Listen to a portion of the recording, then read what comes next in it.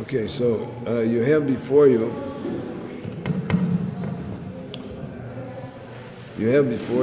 a Rashi.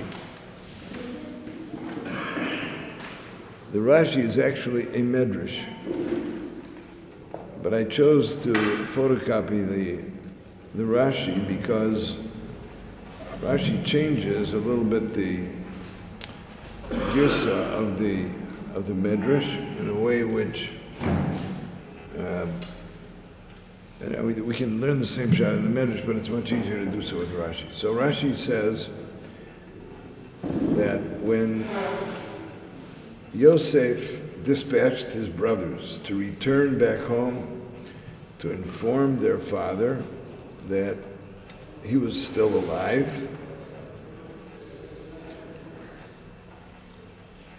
so as they were leaving, he said to them, Al tirgizu badorech.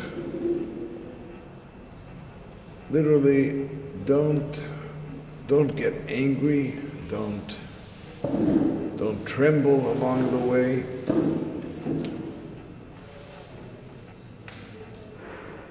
So Rashi quotes this Medrash with a little bit of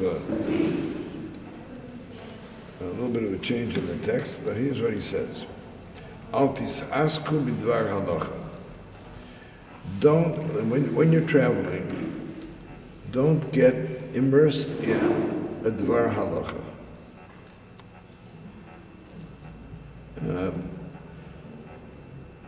It seems to be don't discuss a halachic topic.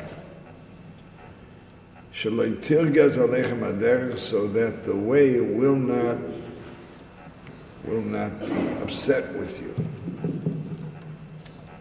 It's a very peculiar phrase.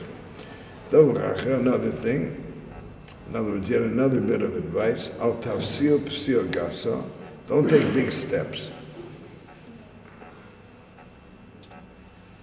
And a third piece of advice, achnisu chama le'ir, or as the Gir says, yikonsu bichama le'ir. When you come into a city, while it's still daylight, when the sun is shining. Literally,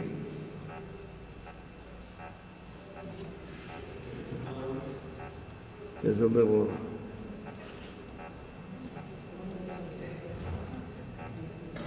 So we see what happens without it? It's quiet. I'm going to try to talk without it. Okay.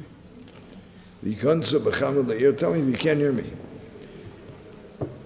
Literally, go into the city with the sun. And then he goes on to say, according to the simple pshat of the pasuk,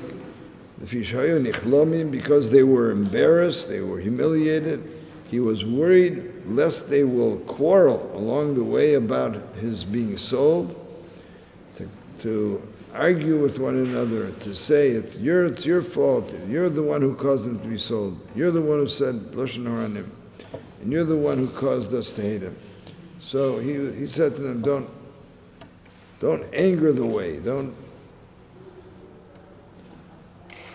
do anything which will cause this kind of agitation along the way.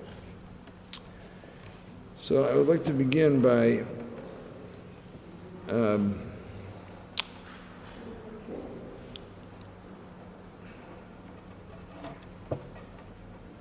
saying a very troubling premise about life in general. Perhaps I've shared this with my morning group. I can't remember exactly what it was that we may have spoken about, but it bears repeating, and that is that one of the questions that I am asked very frequently is, Rabbi, I want you to tell me what is my mission on earth? What is my purpose on earth? It's a very deep question, a very essential question, the kind of question which everybody should be asking. And there are some answers which are are meaningful and helpful and relevant. But by and large, I think that it's important to know that we're not really intended to know the answer to that question. When Hashem told Avram Avinu, Lech lecha mi'artzecha mi'moladetecha mi'beis avicha, when he said to Avram, okay, I want you to leave your land, your father's house, your mother's, your birthplace. He said to him, Ela oretz asher areka, I want to send to the place that I'm going to show you. And Rashi quotes a Medrash which says that he didn't want to tell him where he was going. He said to him, I'll show you.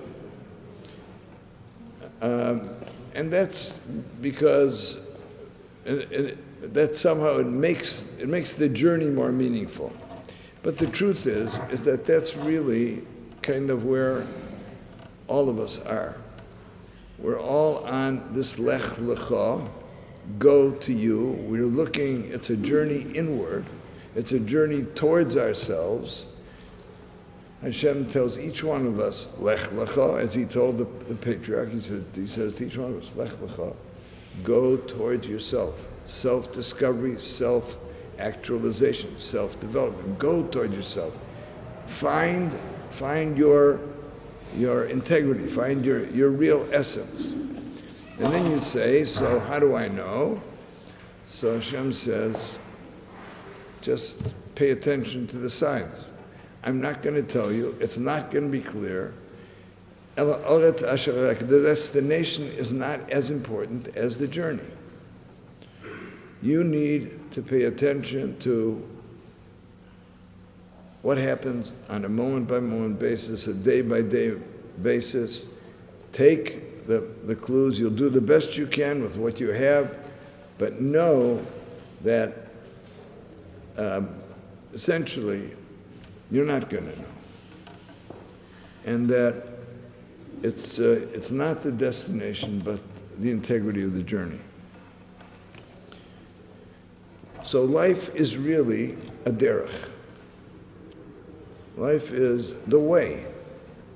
And the reason that we call the laws that we observe along the way, we call them halachos, because that means the walking, the steps.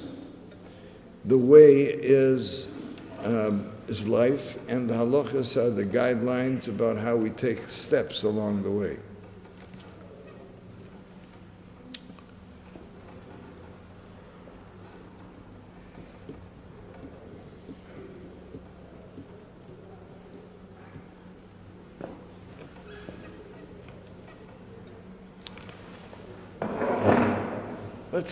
Let's look at the fact that many of us have had a derech until we got to this point tonight. A derech of 20 years, 30 years, 40 years, 50 years, 60 years, 70 years. We've had a derech. And along the way, we have not been perfect. Our mistakes have been, some of them greater than others, some of them are not terribly significant, some of them are very significant. And we have made some of those mistakes perhaps as recent as just before we got here, or as distant as many, many years ago. But along the way, we have done things. When we look back at what we have done along the derech, then there are things that we recognize are not particularly redeemable. There are things that we do need to look at, some things that have become part of our nature, about which we're not proud. But the point of here is that where the intention is that we're supposed to be gaining some insight from, learning from our past, the good things that we've done and the mistakes that we've done. So the derech, until we've gotten here, is a very significant aspect of our lives, and we need to be on top of what that teaches us. But we have problems doing that. And the reason that we have problems doing that is because at the very beginning of creation, Hashem introduced into our character something called pride and dignity.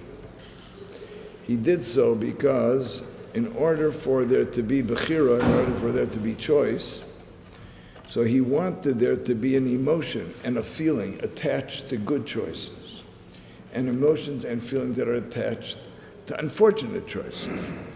So he made a regish, a feeling, that when we do something which brings us closer to him, when we do something which is consistent with his ratzon, that in that act of consistency, that we feel proud of the fact that we have made a good choice, and that there is a certain dignity that attaches to us as a result of the fact that we made a good choice. Those are feelings. I feel proud. I feel a sense of integrity and dignity by doing something right. The flip side of that is that Hashem also wanted us not only to benefit and be, in a certain sense, rewarded or motivated by the good feelings, by the pride of making a good decision. He wanted us to feel shame when we make unfortunate decisions, when we make decisions that are inconsistent with his will, that we should feel a sense of embarrassment. We should feel shame that we have done something which has distanced us from him, which has created barriers between ourselves and him, and which in some way has really inflicted certain kinds of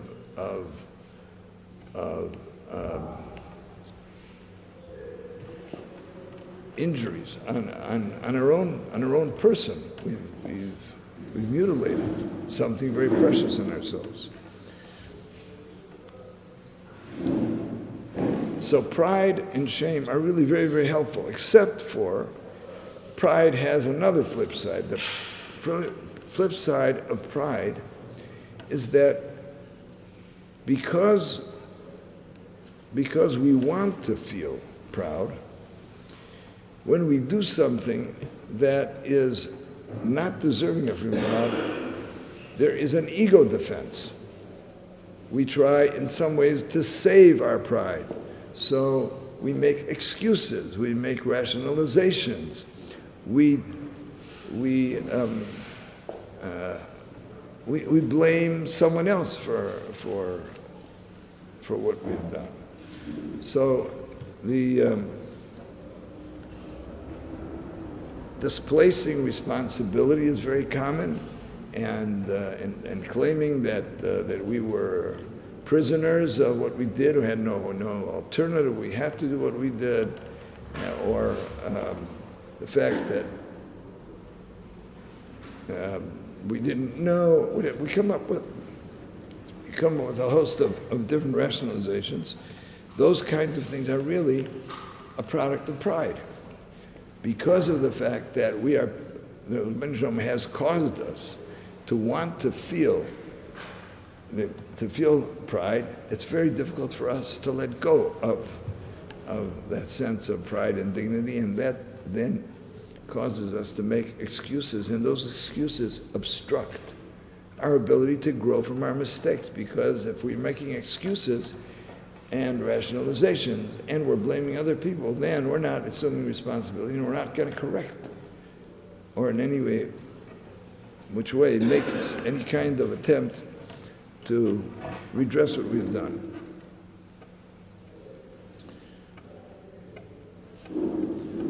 If we look at what happened by the very first such mistake in our recorded history, we will see that really all three were involved. Adam and Chava eat of the Eitz Hadas, and Hashem comes to Adam and Chava and says to them, so, where are you guys? So the very first thing they say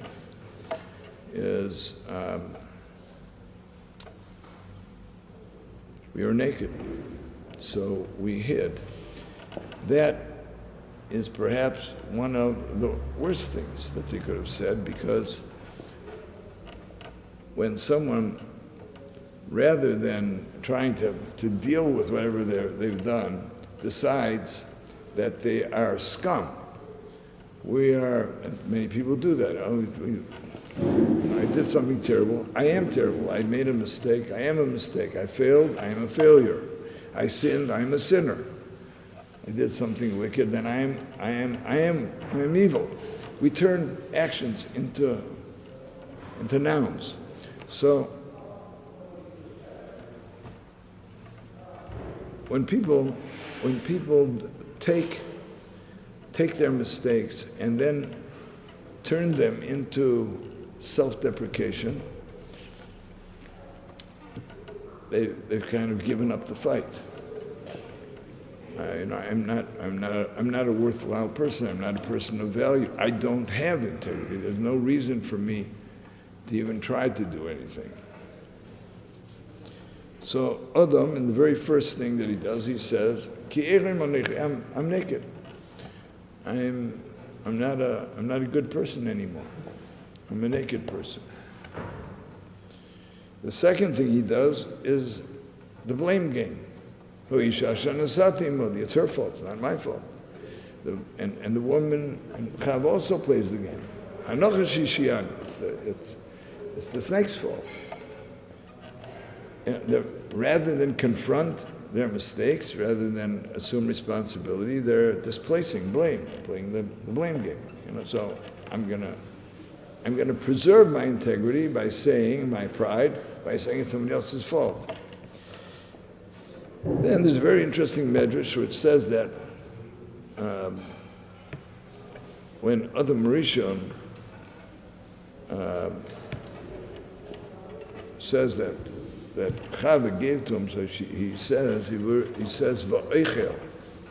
He uses the verb va'echel, which is really a future tense, or a present tense at the very least. So the Medrash says that he should have said achalti. She gave it to me and I ate. What do you mean va'echel? The Medrash says achalti va'echel oid. I ate and I would still eat. So Adam Rishon, in a certain sense, is saying,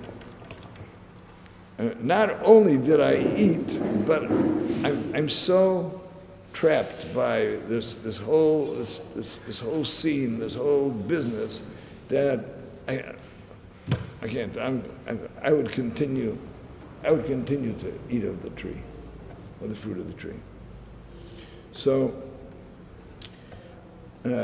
He engages in all three. He begins with this self-degradation. I'm naked. I'm worthless.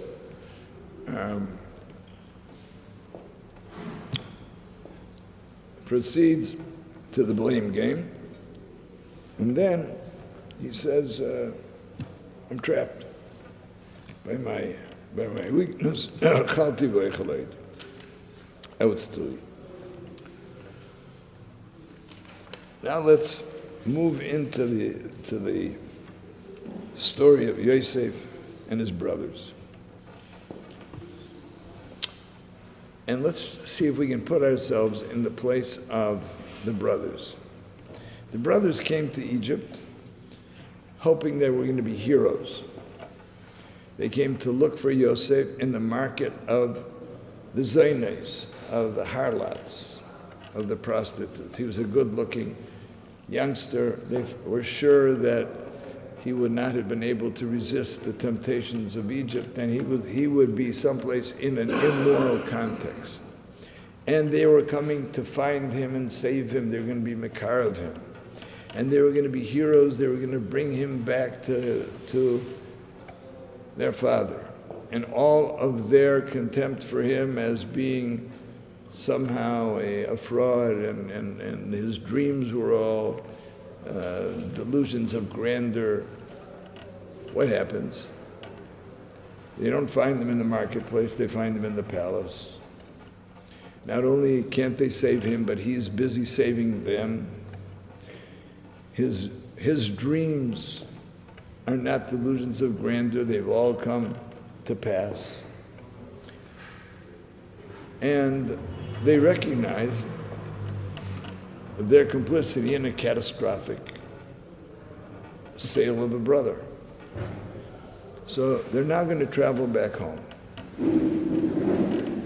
And what can we anticipate might take place in this travel back home? So Yosef anticipates that these three mechanisms are very likely to surface and create a great deal of devastation in the lives of the brothers. So he says to them,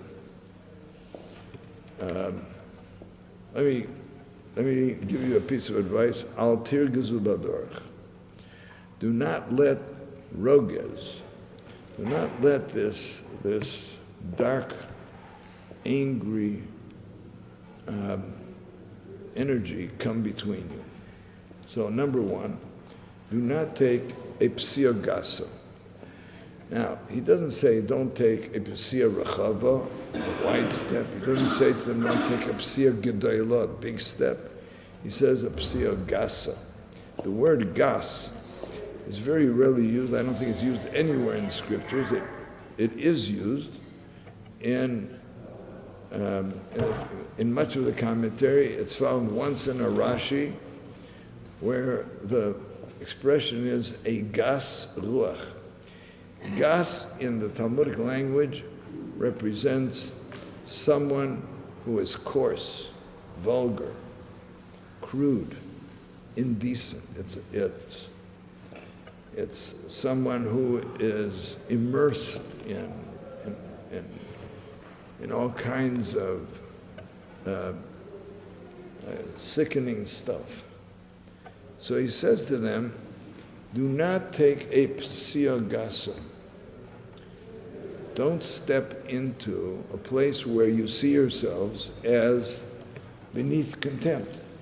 Don't see yourselves now, you're going to go back and you're going to reflect on what you did, and one of your possible conclusions is that we are lowly scum human specimens. We're slime. We're gas. That conclusion will prevent any of you and all of you from doing anything positive with what took place. What took place was, and Yosef wants them to see themselves, despite the fact that they've erred, but he wants to see themselves as part of a divine orchestration. So he says, "V'lo'atem, you didn't shlachtem Moshe, you didn't send me here. Rather, it was it was God who sent me here. It was God who orchestrated all of this. Because and Hashem has sent me here to provide sustenance for you and your families, because this famine is going to go on for a very long time." So he tries to comfort them about the fact that they, as guilty as they are going to see themselves, that they need to frame it with a little bit of some. They need to attenuate it, to mute it a little bit. They need to say he wants them to understand that they were part of something that took place from a higher source. Nonetheless, if they're going to confront it, they need to confront it not from a standpoint of being gas, but from the standpoint of being people who are capable, people who have strength of character, people who have the ability to do tshuva. For them to dismiss themselves, for them to denigrate themselves as being hopeless, that's not good. He says to them, Al tafsiu psiagasa, the derech, the reges of the derech, the anger of the way would have you see yourselves as coarse, as contemptible. That's not acceptable. Al tafsiu psiagasa. Don't take a step into that place of gas. The second thing he says to them is, Al tisasku idvar halacha. the way the Sorim talk about what transpired when the Shvatim decided to first to execute Yosef and subsequently to sell him was that they sat in a Sanhedrin. They sat as a court. They sat and deliberated about the halacha of Yosef. They saw Yosef as a rodef. They saw Yosef as someone who was trying, by seeking favor with his father, of stripping them from having any part in the destiny of Klal Yisrael. That, like Yishmael and Esau before them, that they would be excised, they would be cut off, and Yosef would then be the only one who's going to carry on the mission of Klal Yisrael. So, inasmuch as they, in their deliberations, using all the evidence that they had, decided that Yosef was a rodef, their conclusion was a rodef is to be judged in the most severe way. That is a dvar halacha.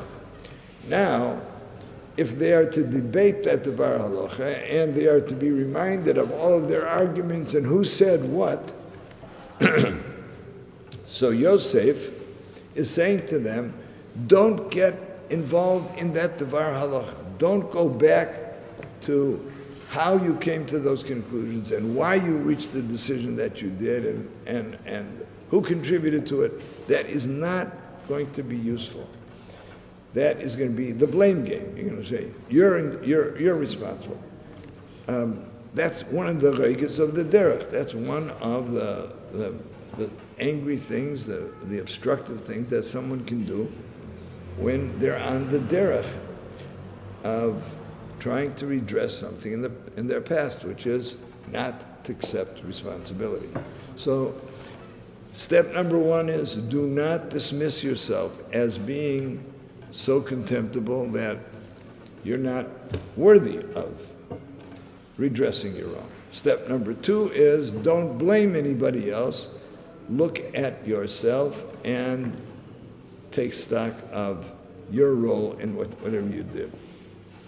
And finally, he says to them, in the third thing, he says to them, Hachnisu chama le'ir, or hikonsu b'chama le'ir, which is bring the sun into the city. There is a pasuk in KSY which reads as follows.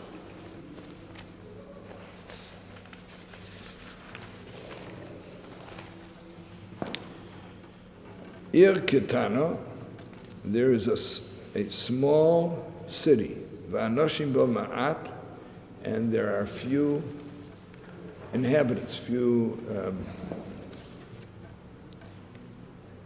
people in the population. Uba melech godel, and a very big king comes, the Siva Esa, and he surrounds it.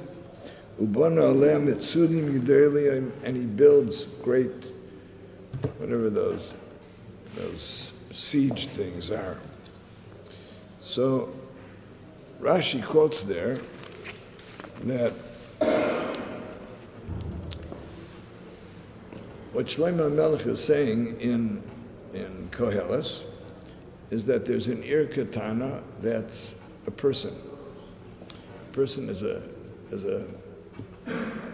microcosm of a whole city. A person is really a metropolis, a small metropolis, when he's a city. V'anoshim bo ma'at, he has limbs and organs. And Uba melech godol sivleso, and a very big king comes and surrounds it. So I say that's the Yetzer Hara. And he builds a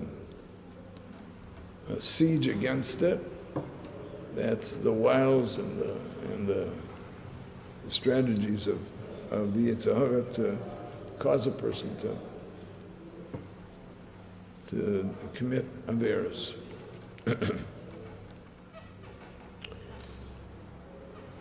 Yosef knows that there are two things that a person can do when they admit and acknowledge that there is something that they've done which has caused damage to themselves and to others.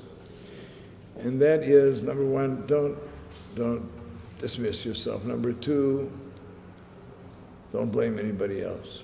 But the third thing is that it's very necessary to have some sort of a plan. Understand what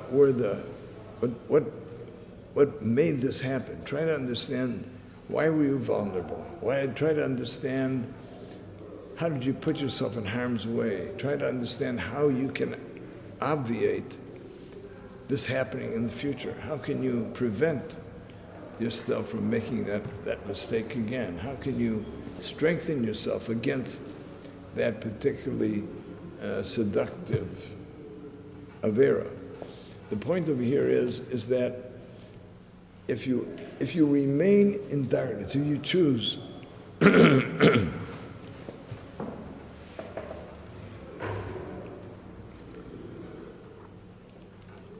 if you choose not to examine what happened, if you choose not to make any kind of plans for the future about how this is going to change, then even though you've said to yourself, okay, I admit it, I made a mistake, and I really shouldn't have done it, but you're still an accident waiting to happen. So he says, Achnisu chama le'ir, bring some light into your city, bring some plan, some kind of understanding about what happened and how you're going to stop it from happening again. So Yosef is telling the Shvatim, Al tirguz b'derech. You're on a derech. You're on a derech to, in a certain sense, to try to deal with the past.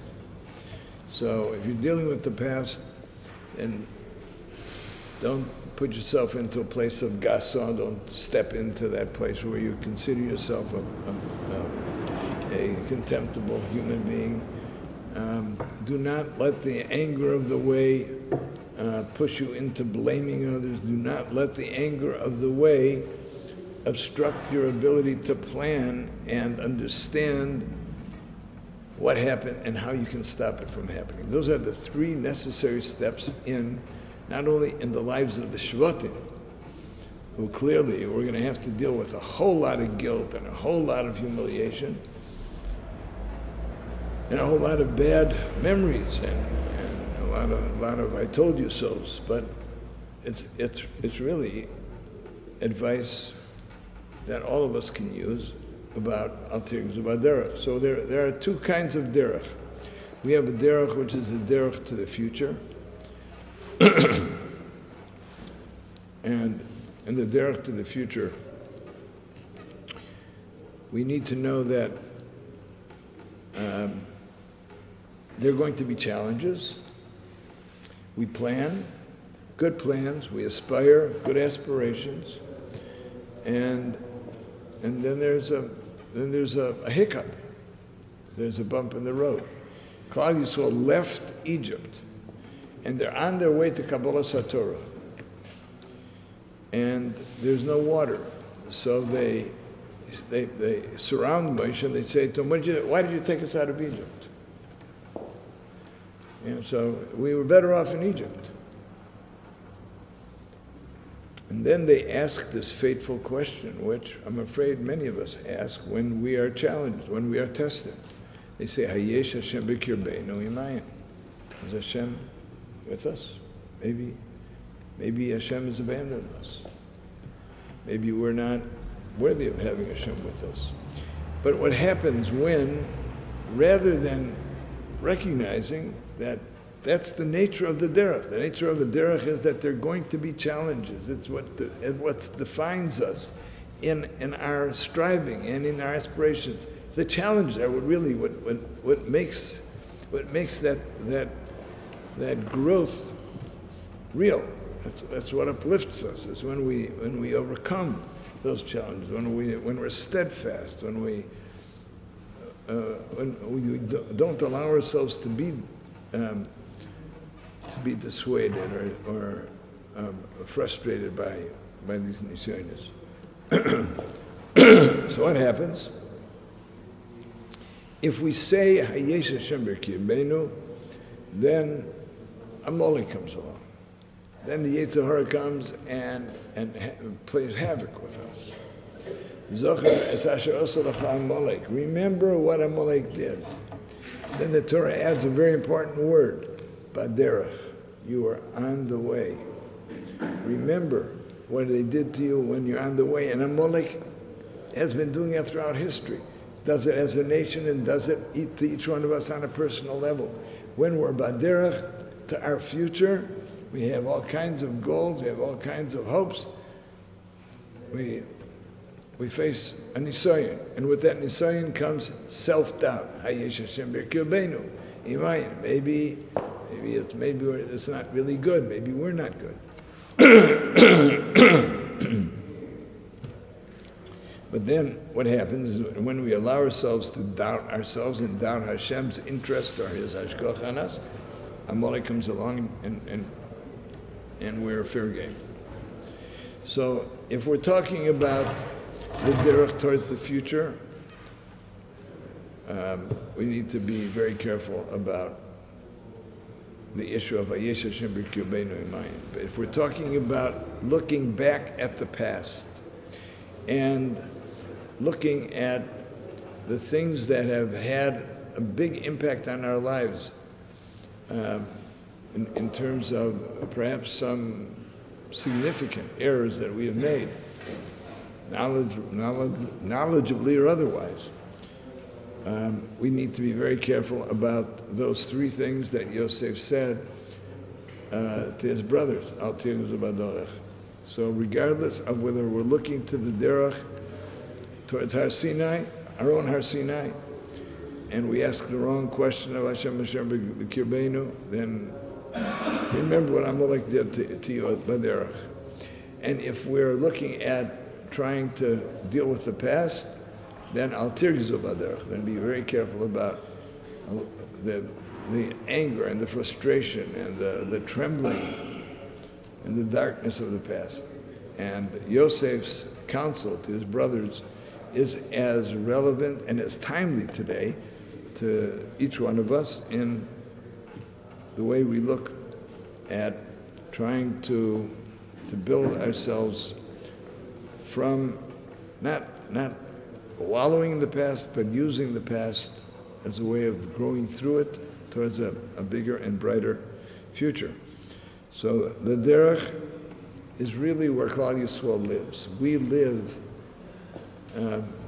not completely certain about where the destination is, but knowing that if we are mindful of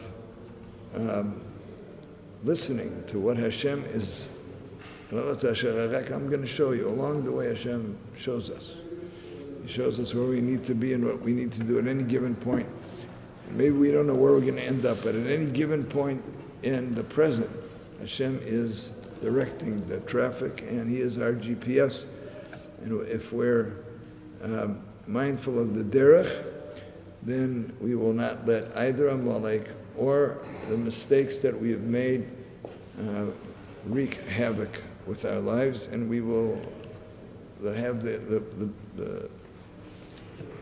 we'll have the sense of satisfaction of knowing that we're doing what we need to be doing at any given moment to meet the divine expectations. We'll be zochim Hashem to a personal geula and a collective geula with all the Klal